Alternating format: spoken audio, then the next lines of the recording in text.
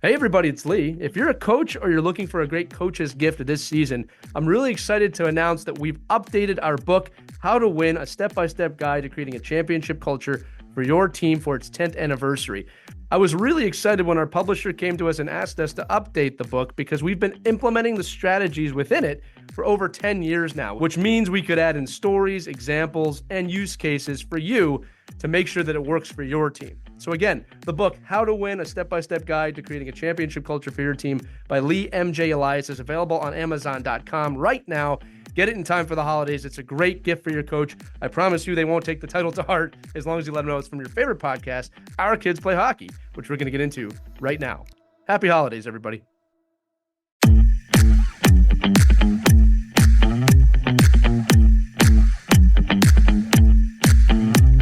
Hello, hockey friends and families around the world, and welcome to another episode of Our Kids Play Hockey. I'm Lee Elias, and I'm joined by the courageous Christie Casciano and the mysterious Mike Benelli is on assignment today and not going to join us. We'll miss him. He's going to miss this episode, Christie. I know that. But depending on where you are and where you play your youth hockey, we're most likely entering a time of season when rankings or league standings are coming into play. And while for some, these are a guiding point for their team's trajectory, for others, they can be a source of great stress. Joining us to discuss rankings and other aspects of youth sports are the authors of What is the Goal? The Truth About the Youth Sports Industry. I'm holding that up right now. The authors Gene Linscott, a clinical child psychologist, and Ken Ruoff, an award-winning author and historian, are here with us. The two have experience in the hockey world as parents, and Ken as a former player. Gene, Ken, welcome to Our Kids Play Hockey. Thank you for having us. Oh, it's great to have you both here. Yeah, listen, my first question is, I guess, for both of you. Since we're talking about rankings, let's just jump off with what are your general thoughts on rankings across youth sports in general?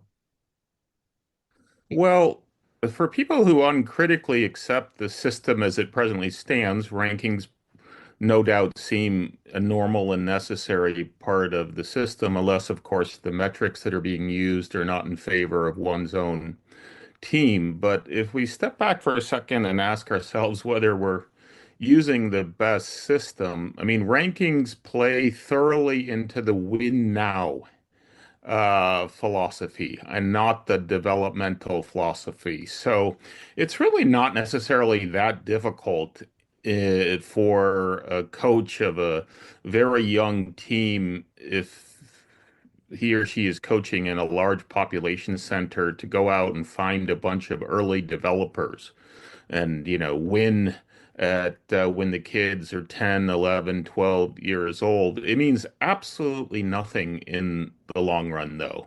And you're ignoring the developmental part of the equation.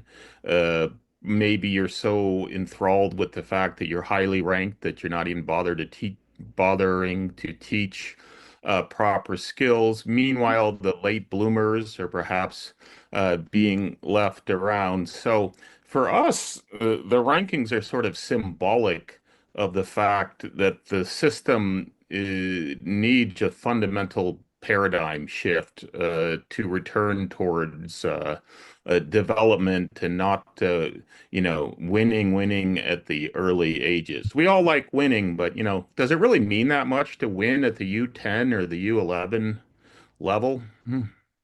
And how do we do that, though? Because it's just always been a part of the hockey community. How do we start to reverse that trend? Well, I guess I want to speak just in general to the point of rankings will also lead to teams and families having to chase travel, because if you have a ranking, then you're supposed to go to the team that's just as good or maybe better than yours. And travel poses some serious problems to this family system too. Cost, of course, time, of course. And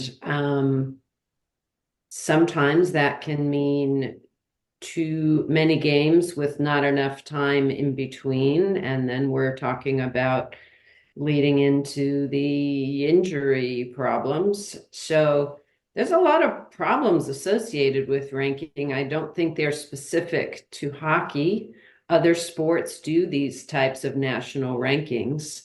So I don't know, just because you've done them, does that mean maybe the focus needs to be shifting back to ways that players can develop more locally again? We've had coaches who have said to us over the years, very few of them, but there were some who asked us specifically as a team when we had a very strong team. This particularly was a soccer team. And the coach asked us, do you want to travel? Because we don't need to travel to develop. I'm not here to take your money. And we have ways to develop this team without traveling. Right. So maybe it's a big shift in mindset about how we go about developing our players, because we're all for sports, we're all for excellence, we're all for developing our local, state, and national teams, but and many of the statistics say we may be going about this wrong. Right, that you can see the light bulb is going off, but it's not encompassing yet. It's kind of piecemeal. Some people are getting it and others aren't. So when you took a look at the rankings and you made the correlations, what was your reaction when you started, threading it and saying, aha, this is a direct result of rankings. We're seeing this, rankings.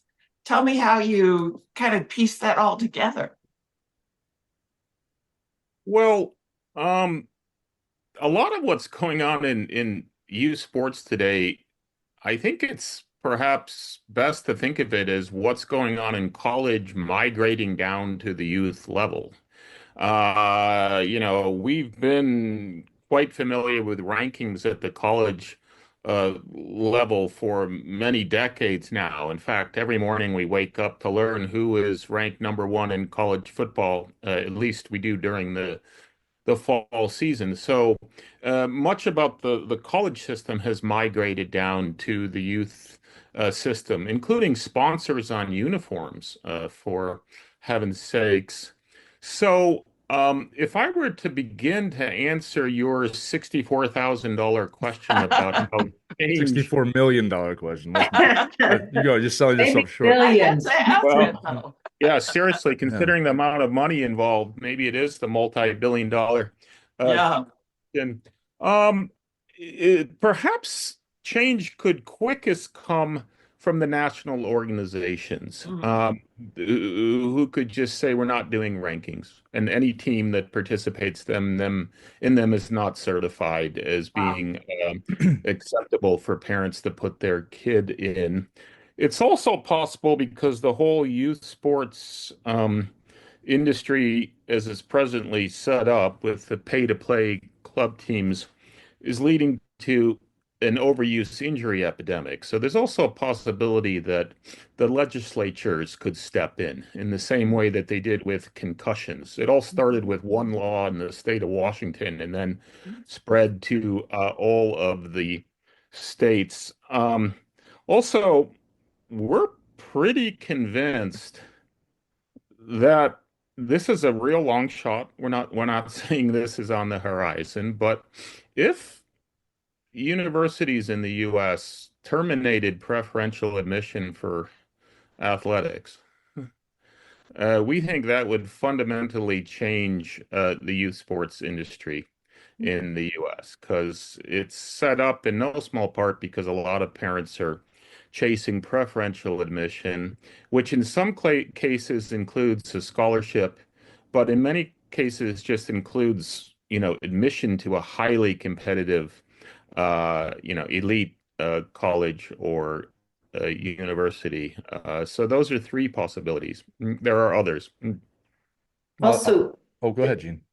Well, to come back to your question about how did we piece this all together, I'm remembering when we were younger parents for our oldest who began to travel, and we would go to these tournaments and listen to what the parents were talking about. And there was this whole thing of, oh, well, have you seen where this team is ranked? And we said, what? A ranking? There's a national ranking? And so Ken started to poke around into it. And I would ask silly questions like, well, how do they know that the team from Pennsylvania is better than our team here when we've never played each other, right? Silly me. Yeah. I think a lot of parents can relate to that. I think there are a lot of parents, because we have a lot of new parents listening. They don't realize that there are rankings out there. Maybe you can explain that to them. Who gets ranked? How do you get ranked? And really, does it go all the way down to the youth level? Well, I can tell you It, that it does. Yeah. I can tell you that it does. I don't think, I think a lot of parents are like, Gene, like, what? Well, You're ranking my team? What does that even mean? I'll hop in here too. So the first ranking period just ended. I'll be honest with you. My kids are 10UAA. One of my kids is 10UAA. Mhm. I haven't looked at them. I have no desire to look at them. We're talking about change. This is where the change starts. I don't care where my kids' team is ranked. And that's whether they won every game or lost every game. Because as you both said, it has nothing to do with where he's at on his hockey journey at this point. Because no one ever is going to ask him, hey, where were you ranked after the first ranking period back in 24 when you were 10, when he's trying to get a job? No one's going to ask that. The other thing too, and you both said this, it has nothing to do with his development. And I have no desire to get lost. And Christy, to your point, we're talking about change here. This is how I approach it. I'm not the authority on it. I'm just sharing how I do it. And this is why I have no interest in it because parents come up to me, did you see where we're ranked? No. Well, you don't want to know where we're ranked? No, because I'm trying to teach these kids how to do F3 high in our zone and this tactic. And I'm looking at the skill sets needed to build that skill because it doesn't matter to me where they're ranked because they need to learn this skill. Mhm. So, kind of to answer your question, Christy, to me, the answer to this starts at the organizational level. Be Yeah. very blunt. Rankings are not going anywhere. Standings are not going anywhere. All right. Ken, to your point, with NIL now in the NCAA and college athletes getting paid, I don't know where that's going to take us. That could become the minor leagues if we're talking college football, and that might actually help or hurt what you're talking about. If we start looking at college football more as minor league football, maybe colleges will go back to what they're supposed to be, which is a place of learning where we can further sciences. And I'll get on a soapbox with that one later. All right, but I'm but right there with you, brother. oh, I long for the days where colleges produced Yes. unbelievable thinkers Yeah. and push things forward. Again, that's a Yeah. topic for another time. Right. But to me, this is the deal. For organizations, it comes to accepting that two fundamental things. The rankings are there and parents want to win. Okay? There's no way around that. I've met so many parents, well, I want to win. You have to redefine winning. And this is where I think everyone gets lost on it. Winning to me, and parents, you do not have to agree with me on this. This is my definition, has very little to do with the win-loss record. Winning to me is that when they start at the beginning of the season and they end at the end of the season, I've created better hockey players that can move up to the next level. And I am very dedicated to that. And I tell my teams all the time, I'm excited for the team you're going to become. And you start saying this to your kids, it creates a drive in them of like, we need to get better. I want to get better. That's a win. From an organizational standpoint, you got to be really upfront with your coaches and your parents of what the goal is for your organization. And that goal, in my opinion, should be to develop hockey players and people, right? In the reverse order, actually, people and hockey players. I always say that. I just did it backwards today.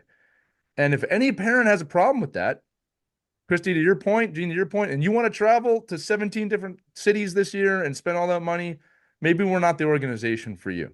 Right. All right. Someone's Right. got to have the guts to say that. And that's where I think people get lost. And I'll say this and then I'll throw it back on the group here.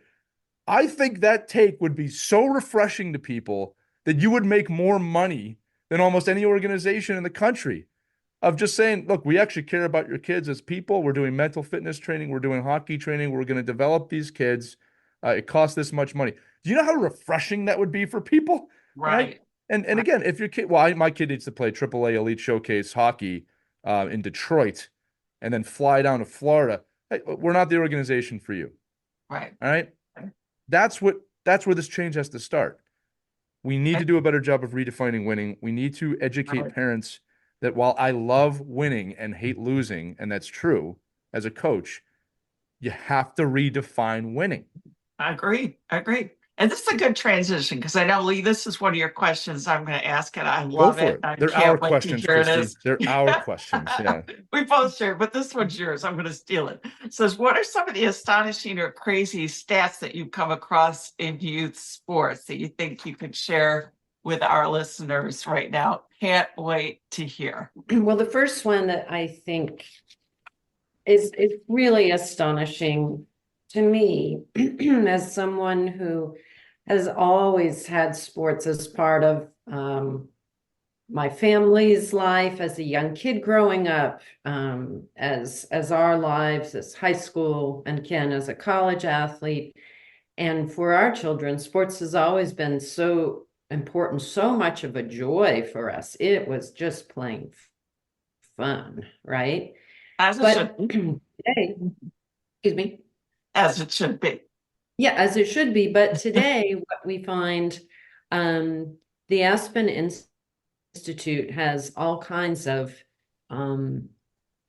incredible research that is being done about sports across the country with their division called Project Play. And so one of the most striking numbers that jumps out to me is that 70% of all youth athletes in this country will quit playing sports by the age of 13. I didn't realize it was that high. Wow. I heard that. I didn't know it was 70%, but I heard that. 70%. Yeah, that's incredible. That is astonishing.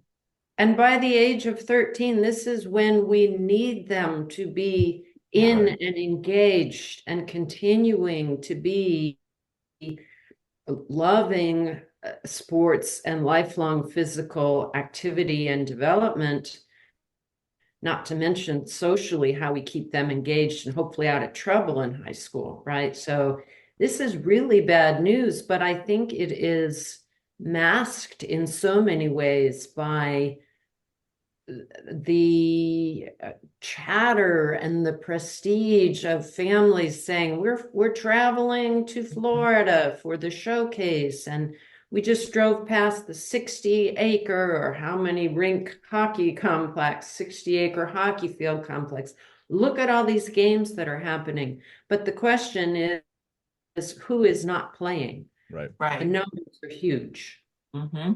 Right. And Ken, do you think a lot of that huge number, 70%, is because there's just way too much stress on the kids? They've taken the fun out of youth sports. I think that because it's not fun is the number one answer to the Yeah. extent that there's been research done on the kids who quit. And to return a little bit to what Lee said about parents, obviously the education towards parents is a it probably requires both a frank approach at times and a delicate approach, but I think in the end, one way or another, which in a way that doesn't make parents defensive, I mean, we need to ask point blank, is it so important to you to be able to tell your neighbor or your coworker that your kid like won a tournament or went on a trip somewhere, that you're heading down in the wrong direction in terms of what's actually good for your kid in the long term? Because this is obviously a lot about like parents' prestige, need for prestige and satisfying their ego, and not about the kids. So I think if more parents were asked, that sort of question, maybe we could make some progress. And what becomes especially ironic, by the way, is for people who've been through the system. I mean, to be especially blunt, it means absolutely nothing to me if someone tells me, oh, my kid was at a tournament in San Diego, because I happen to know there's like 50 tournaments for during just about any weekend. So it's like, well, so what, but hopefully we can make progress. If I could talk for a second about one huge missing statistic Yeah. that is a little pet peeve of mine. Why don't colleges actually publish statistics about what percentage of kids who attended ID camps actually got a position on Mm. the team? Because I think that the one reason is that because the statistic in some cases would either be zero or close to zero, because the ID camps actually don't have much to do with recruiting and have a lot to do with making money to pad the salaries of the coaching staff. And so that's an area where more and more people should be demanding statistics. I also have another one to add to the list, and then maybe you can comment more on our statistics. This is from a UCLA health report in 2019. This is a statistic that's related to soccer players, but I have a long list here of the types of overuse injuries that are connected with hockey as well. But this particular statistic says that 1/3 of preteen and teen soccer players will sustain an ACL tear. Mm. 1/3. Wow. Mhm. And this means that they're undergoing surgeries. The surgery rate is increasing dramatically. And these are injuries that aren't just going to be easily fixed. They are going to have, in many cases, a lifelong impact of health risk, including arthritis. Right. My daughter had a meniscus tear playing lacrosse. Yeah. So, Yes. yeah, she's in that stat. She was 13. And it was very difficult on her. And to this day, she still has some residual effect from that. And she did go out and play college hockey, but, there was a time her first year, she had to wear a brace, just because she had to protect it. So, yes, that, and I'm seeing that with a lot of young women in lacrosse too, because it's a hotbed full of lacrosse where we are. Lots of knee injuries with young girls, especially. I'm seeing that. Yeah. Yes. And if we didn't care so much about rankings and chasing those college admissions preferences, then we wouldn't necessarily have this year-round need to specialize in a single sport. Right. And maybe the club's business model would have to change too, because they need us to play year-round. That's right. That's right. I'll dive in here too and say this, that I'm playing devil's advocate here. There will be parents and kids that say, well, look, we need the rankings to push us. We need the rankings. Iron sharpens iron. And without these rankings, how are we going to know that we're the best? How are we going to know the competition level? And the truth is this, like, look, follow me here. I agree with the idea that iron sharpens iron. I do. But I'm not convinced that rankings are the only methodology to discover that. As you said at the top of the show, that can be done internally if you create a team environment where the youth athletes are pushing each other and trust exists. I just put a post out the other day. I was surprised how well it did. Our producer's laughing because I'm always surprised at how well posts do. But I showed a NHL practice, and there were two players doing a corner drill, and man, they were going at each other maybe harder than a game. All right. And I commented that, when trust exists in a team environment, this is the level of practice that you get, that they are going to challenge each other harder at their own practice than the actual game. That's something I'd like to see us create a little bit more in team sports. And what rankings do, and again, I'm not saying rankings are the evil end of the earth here, but the focus turns away from the internal to the external. And I think as coaches and organizations, saying things like, we got to build trust. And I see this all the time, especially at the younger ages, that two players will start going at it hard, right? They want to challenge each other. And it often ends up in an argument because at that age, you don't quite understand what ego is and you don't quite understand how this plays out. And so I had this happen the other day for all the youth hockey parents out there. I had two players really going at it, and it started turning towards a negative interaction. So I stopped the drill and I went over them.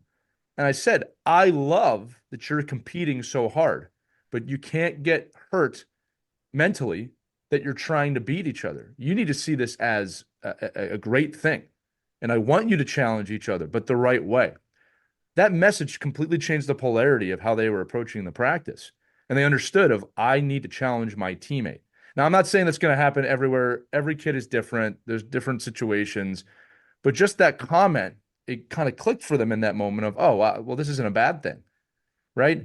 We don't do that enough, right? And again, that's a life skill that goes beyond hockey, beyond sports, right? To just success in general.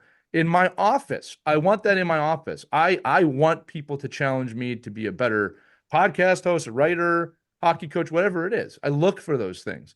From a societal level, and this is what I think ranking takes away, we don't look for those things internally. We look for them externally.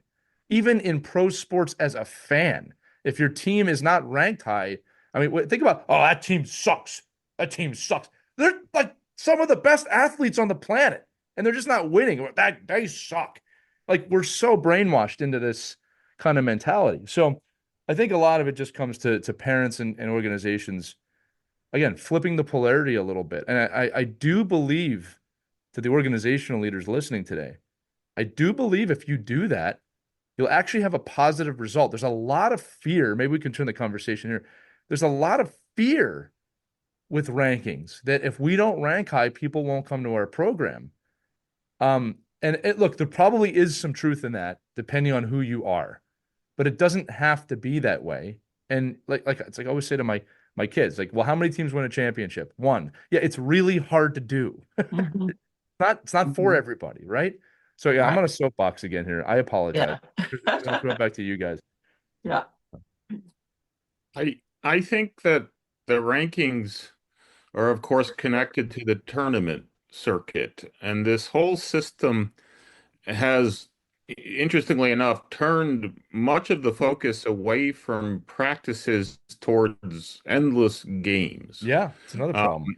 And, when teams go to a tournament, there's no time to practice in between the games. And most of the national organizations have provided guidelines. For example, at such and such age, there's supposed to be, say, 4 hours of practice for every game.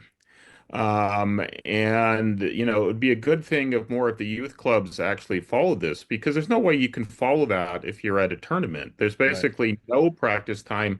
And you know what's really happening is, even if they're winning, the kids are making the same mistakes over and over again and stuff. They may be winning just because they're bigger, but they're not, playing hockey the way that it needs to be played in the long run. So, and we've kind of found that there's almost an inverse correlation between the utter irrelevance of winning a tournament. So, for example, if you win something at the U10 level, the size of the trophy they give you is so big that, it almost has to be checked as luggage and all. And it's like, really?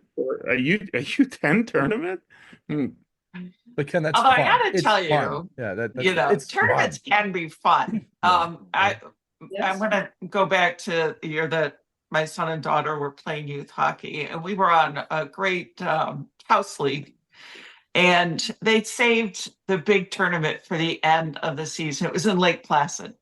Yeah. And it was glorious. It was magical. And the trophy was big. They did win it.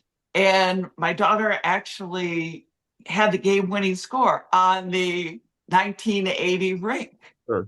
And so those kinds of moments, I mean, she still talks about it to this day.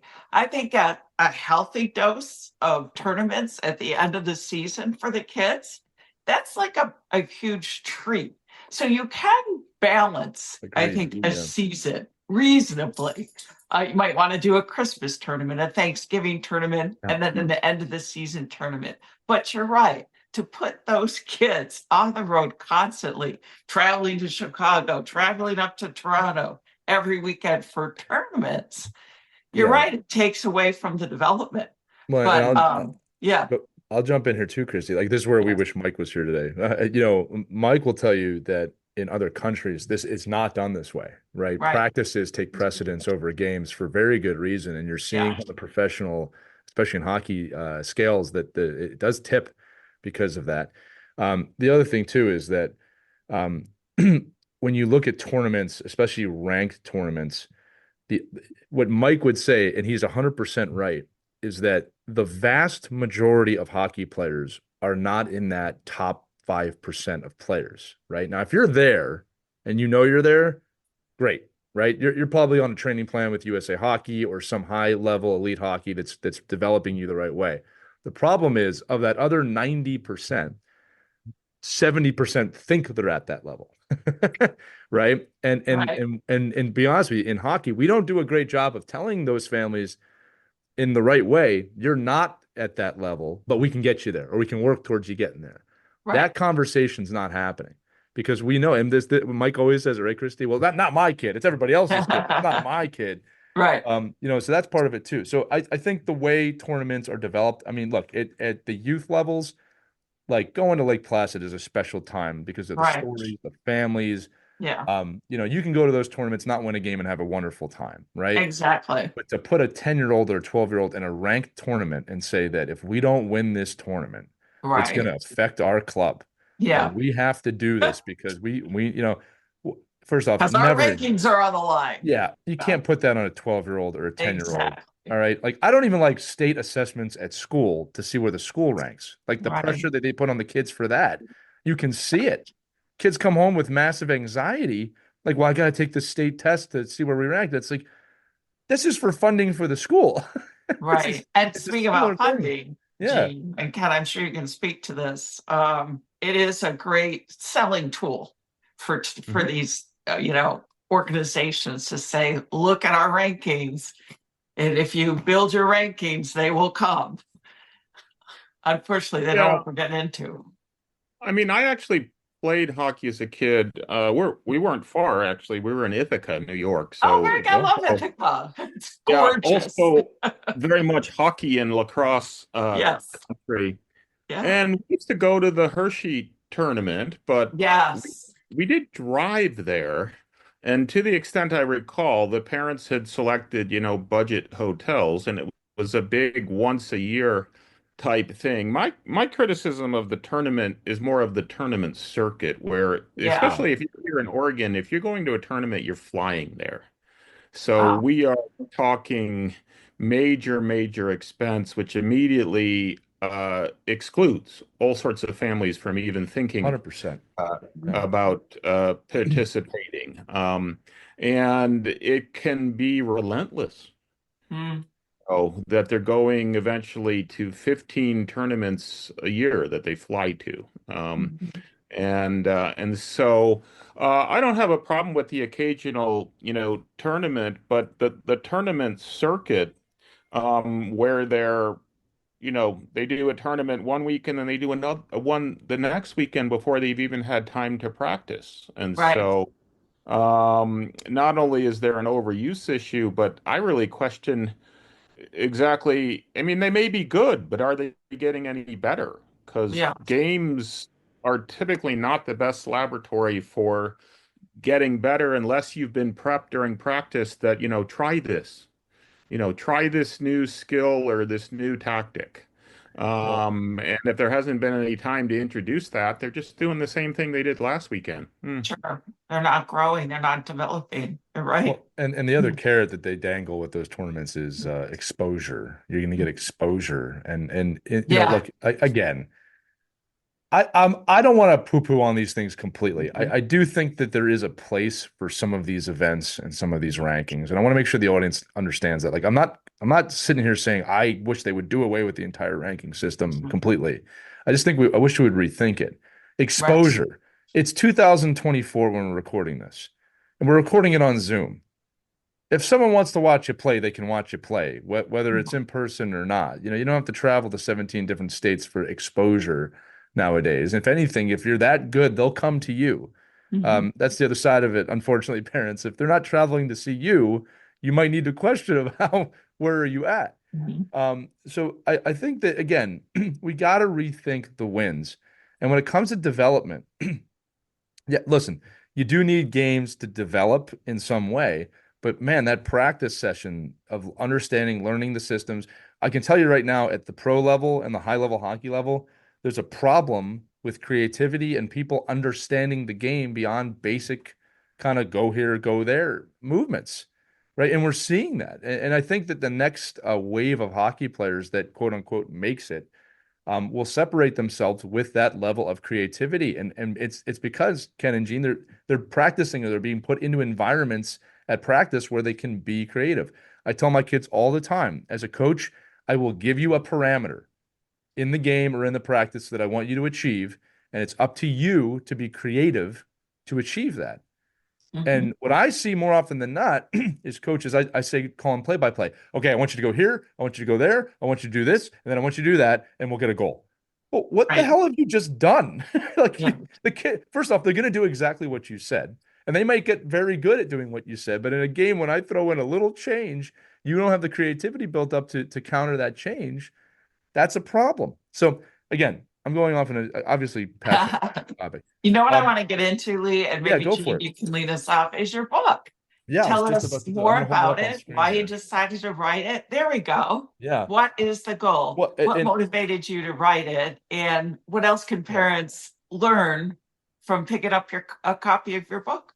and I do want to add before you answer that question. This is a no nonsense book. I started reading it, and I was astonished in a good way of like, wow, they're really speaking the truth here, right? It's no Oh, nonsense. Like, here's the facts. This is it. It, I want to say this. It doesn't paint a rosy picture, and I'm okay. okay with that, right? It paints the picture, if that's fair to say, Ken and Gene, right?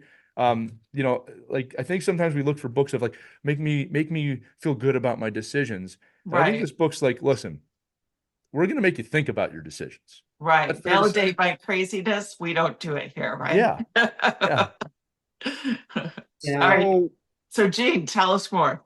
Gene, go sure. ahead. Well, that was our intention to try to help families be educated to make the best possible decision for their kids, because so much of what we learned along the way is not obvious at the beginning or in the middle. It's often when you get to the very end of this trail of your kids' youth sports journey that finally all the pieces start to fit together and you understand some of these decisions along the way you would have made really differently had you Mhm. known what you know at the end. So our goal was well, it was twofold. One, it was kind of therapeutic for us to make sense of what we had just gone through. And as Ken has sometimes termed it, the UFO that we just experienced in the youth sports world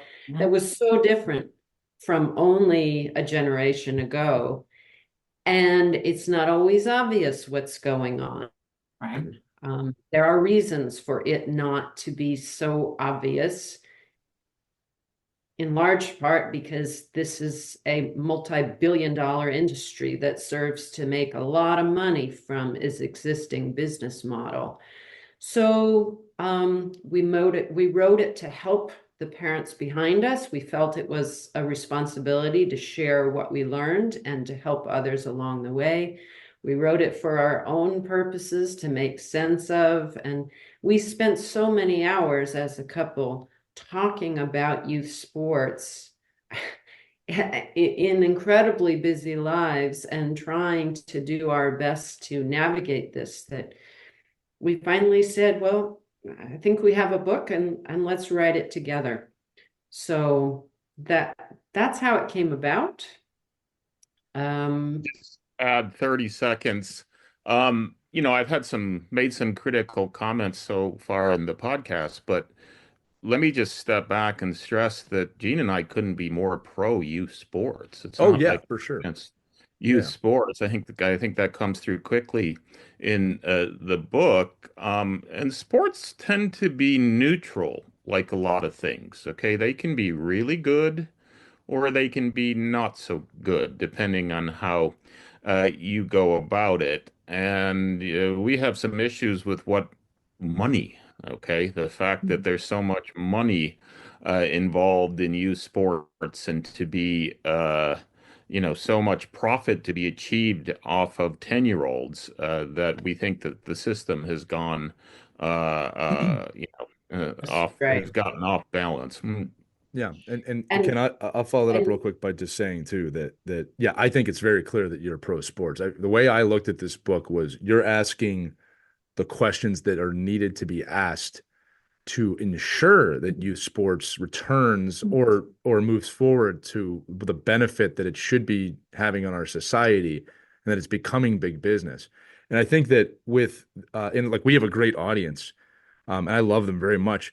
But I think sometimes in the chaotic hockey world, we're looking for someone to say, "Oh, those 12 tournaments, oh, it's okay. That's all right. That's good for your kid." And the thing is, we're not going to do that here. This book kind of makes you ask the question of like, do you really need to be doing this?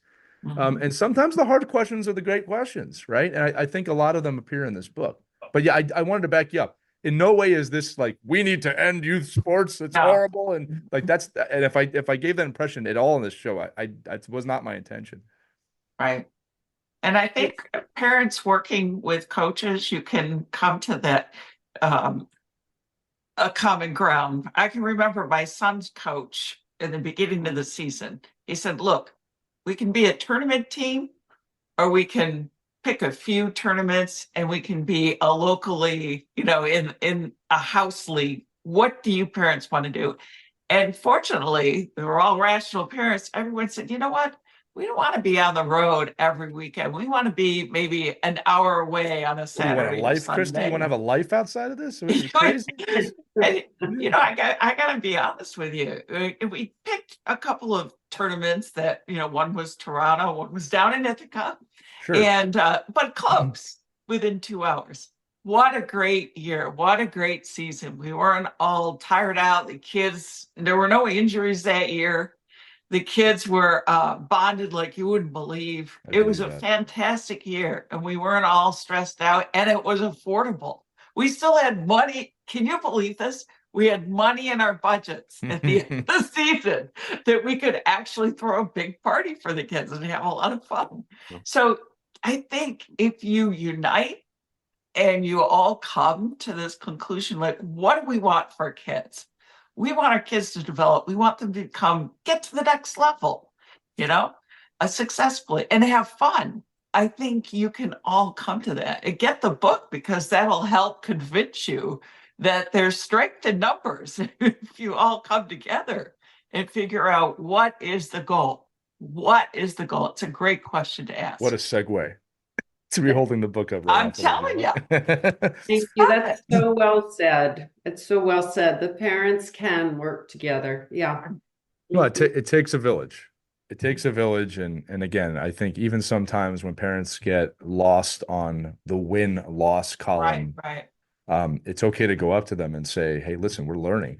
Again, I have teams. One of my favorite teams to coach does not have a great record, and I tell the parents, I love coaching this team because these kids show up every practice. To your point, Ken, they want to learn. I'm excited to teach them. I mean, I get emotional thinking about it. I love it. And I could care less about our record, right? I have been on teams that have won and I am miserable because the kids are snotty brats that don't want to Yeah, learn anything, absolutely. right? Again, you got to change what is the win.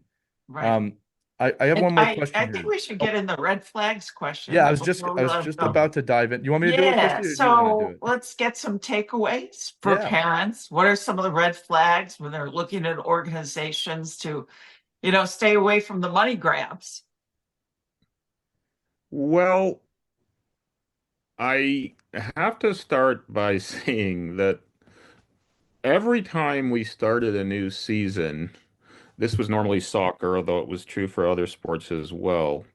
But we did so much soccer. The club would have a club-wide meeting, and sometimes they would even bring in an outside expert to assure us that the club was all about development and and winning was secondary. And then within a month or so, it would become clear that that was absolute nonsense. Okay, that they were very much about winning because they sort of had no choice but to do that. And so um, you're kind of faced with you need to poke around and find the clubs and the people who, in spite of the fact that they're embedded in a rough system, are still trying to do the right thing as often as possible. And they're focused on development and not the winning.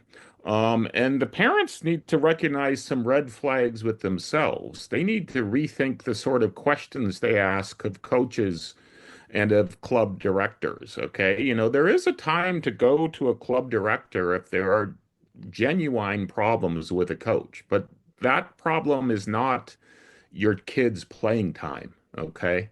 That is not the problem, unless it's just ridiculous that you're paying thousands of dollars to send a kid off to a tournament and they get a few minutes of playing time. That might be one instance, but as a basic rule, and so, is there development going on? Does your kid get better from the beginning of the season to the end of the season? Is your kid having fun, especially? And you know, are there signs that it's very much about the money for the club? You know, we eventually learned that there were instances it was just outright about the money and not the kids, unfortunately. And so those are, I think Gene can probably provide more red flags. Well, as a parent, I would want to look for the red flag of a club that has some very high or what might seem unusual injury rates. I'd want to know if they keep track of those statistics. I'd also want to know if this is a club that is interested in knowing why players and parents are leaving. I also view it as a red flag if there's pressuring on any level in that kid's sports experience, especially at a young age, about staying with that sport year round as their only sport, whether it be the coach, the director, the players, the parents. That's a big red flag because it puts the kid at risk on so many levels when they have a lot of developing to do physically and emotionally. No, I love it. And again, for the parents listening, for the coaches listening, we say it every episode, I think, Christie, like great questions demand great answers. These are questions that are easier to ignore, but you should absolutely be asking them because that's what makes sports great. And I think, again, the goal with your book, what is the goal, is to kind of make sports great, right? And to keep it great and to remind ourselves why we do this, that it should not be an injury-plagued, stress-filled, anxiety-based environment all the time. I do think a small dose of that is good for developing you as a human being, right? But the state of play, as we say, is surrounded like your book in this gigantic wad of money. And it's easy just to throw your hands up in the air and say, well, that's just the way it is. Well, the truth is this: if you're listening to this show, we all play a role in changing this, right? And sometimes it's the voice in the room saying, you know, the win for me is my kid's getting better this season. All right. Or the win for me is that this coach really cares about developing the team. The win is not, well, we were the top ranked team once back in 24 in the 12U AA standings. Like, as Ken said, no, this is going to sound so harsh. Nobody cares. It's so true. Like, nobody cares. You know, I want to know, how is your kid? How is your kid doing? Go ahead, Gene. Or the win is also that as many kids as possible can play hockey, the great sport of hockey, and will learn to love this sport for the rest of their lives. Right. Right. And I'll say to Gene to that, you know, hallelujah with that. But the other thing is that we are not getting everyone into this game that can be in this game. We are taking steps forward with that, but we're not anywhere near where we need to be with that. But I do think we're starting to go that direction. Christie, anything else before I close this out? These two really, you've helped enlightened us, and you've really given us a lot to think about. And what a great guide for parents if they want to get it right. Like you're like the North Star there. Thank you so much. Thank you. That's very kind of you. Thank you for your interest. It was a really interesting conversation today. Well, that's what we love to do here, Gene. Again, the goal is what is the goal, right? Available now. I love it. It's on Offsides Press. That makes, I know it's probably a soccer thing, but that we'll take it here for a hockey thing today. And Yeah. you can check that book out right now, wherever they're sold. Listen, Ken, Gene, thanks so much for having you here. I'm going to echo what Christie said, but that's going to do it for this edition of Our Kids Play Hockey. For those of you listening, this episode had to drum up some questions. So if you have questions, text them to us. There's a link accompanying this episode in the show notes. You can tap it. The text comes right to us. We see those all the time when they come through. Or if you're old school, which is the way you say this now, you can email us, team@ourkidsplayhockey.com. Yes, that has become old school. But we want to hear from you. We want to hear your thoughts on this episode. If you really disagree with anything we've said, we really do want to hear from you, because that discussion needs to take place. And if we're not talking, nothing changes. And that's why we invited you both on today, and that's why this was such a great episode. So thanks for being here. Thanks again for your interest. Anytime, guys. All right, that's going to do it for this episode. Remember, all the episodes available wherever episodes can be heard. I'm Lee. That's Christy. Ken and Gene. We'll see you next time on Our Kids Play Hockey. We hope you enjoyed this edition of Our Kids Play Hockey. Make sure to like and subscribe right now if you found value wherever you're listening, whether it's a podcast network, a social media network, or our website, ourkidsplayhockey.com. Also, make sure to check out our children's book, When Hockey Stops, at whenhockeystops.com. It's a book that helps children deal with adversity in the game and in life. We're very proud of it. But thanks so much for listening to this edition of Our Kids Play Hockey, and we'll see you on the next episode.